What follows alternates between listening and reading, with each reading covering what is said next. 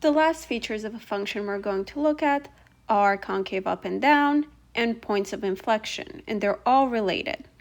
So concave up, it's going to be a really quick trick that we're going to use to remember. Concave up is kind of like a smiley face, so it should look like this. And then concave down will look like this, so I call it a frowny face. So let's look at where my graph is concave up and concave down. Well, I can clearly see this U shape for up somewhere here. And I can clearly see this part of my graph is down. Now notice I kept going to the left because it never starts going up. It never starts becoming a smiley face. It just stays as a frowny face. Same thing on the other side. I can see this part is also part of a frowny face. And I don't really know where it stops, but somewhere over here, they keep on going. They change concavity somewhere in the middle between the two shapes.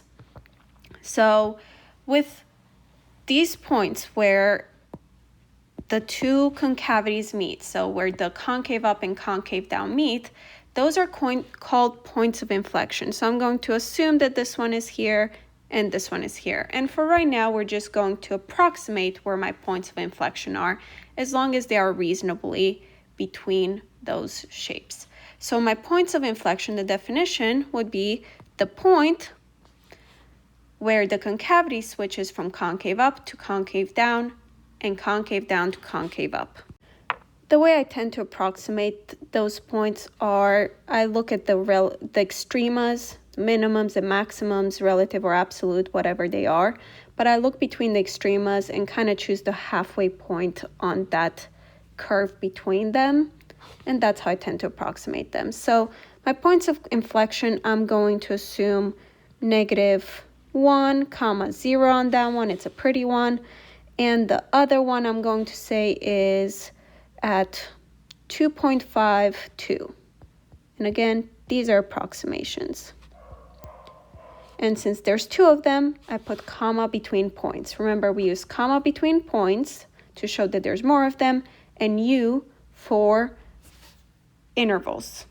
That's how we can tell which ones are points and which ones are intervals. Now, for the concave up, I only had one interval, and I'm going to use these points of inflection that we decided earlier to determine where it's concave up. So concave up, we said this one is -1, and this x value is 2.5.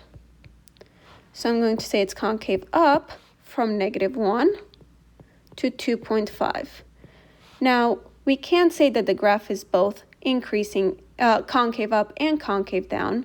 Therefore, at -1 and at 2.5, it's doing neither. So we use parentheses. And notice I'm again using the x values, just as with all the other intervals, except for range.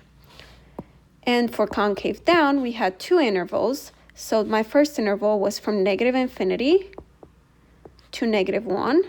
And my second interval was from 2.5 to infinity, because it keeps on going to the right. And since there's two intervals, I will put the union sign there, and that's it. Let's look at one more example for these features we have learned in this video. So if I start at the easy part of the graph, this is clearly going to be concave up, right? So it's going to keep on going to the right. So I'm going to have some concave up that goes from some x value that I haven't decided yet, all the way to infinity, because it keeps on going to the right. Now I'm going to try and determine what that x value is and see where it's concave down. So right here, it's definitely concave down, right? If you look, I could draw part of the sad face in the other direction. With concavity, one important thing to remember is it doesn't have to include the entire U or upside down U to count as concave up or down.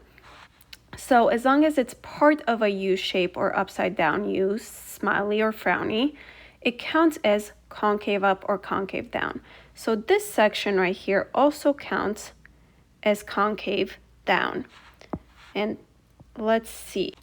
Looking at the rest of the graph, I can tell that this part of the graph would be part of a smiley face, right? If I continued it this way, it would be a smiley face, not a frowny face. So I have 2 points of inflection right here. So point of inflection.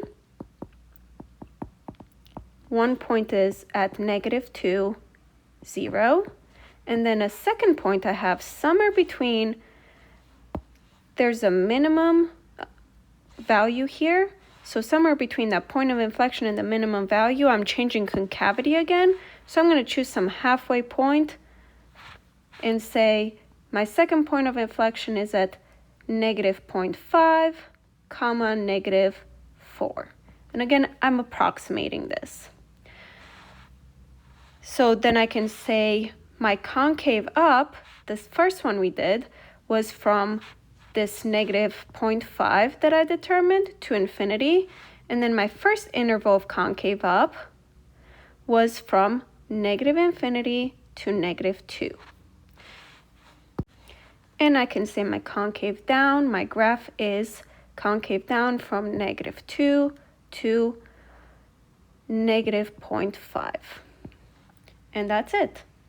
Now for increasing and decreasing, I can clearly see that the right side here is increasing. So one of the interval of increase, or the only really, is from, again, I'm going to approximate where that minimum point value is. So I'm going to say 0.5, -8.5. So my increase would be from 0.5 to infinity because it keeps on increasing. And then decreasing is, so here it's decreasing, it's going down as x is going to the right, and it keeps on decreasing until I hit that minimum value. So the absolute minimum value. So I would say I'm decreasing from -infinity to 0.5. This is important to note because a graph can be a combination of increasing and decreasing with either concave up or concave down. So for example, graph can be both concave up and decreasing. So you would think up and decrease wouldn't go together, but they can. So if we look in this section, the graph is concave up and decreasing. So we would say it's concave up and decreasing on the interval from -infinity to -2. So a graph can do a combination of those two concepts and features. Let's try to approximate the points of inflection. Remember, they should be somewhere between your extremas. These are what I've approximated the points of inflection to be. And I will now use the x values for those points of inflection to determine where it is concave up and concave down. Now that I've color-coded, I can determine where my graph is concave up and where it is concave down.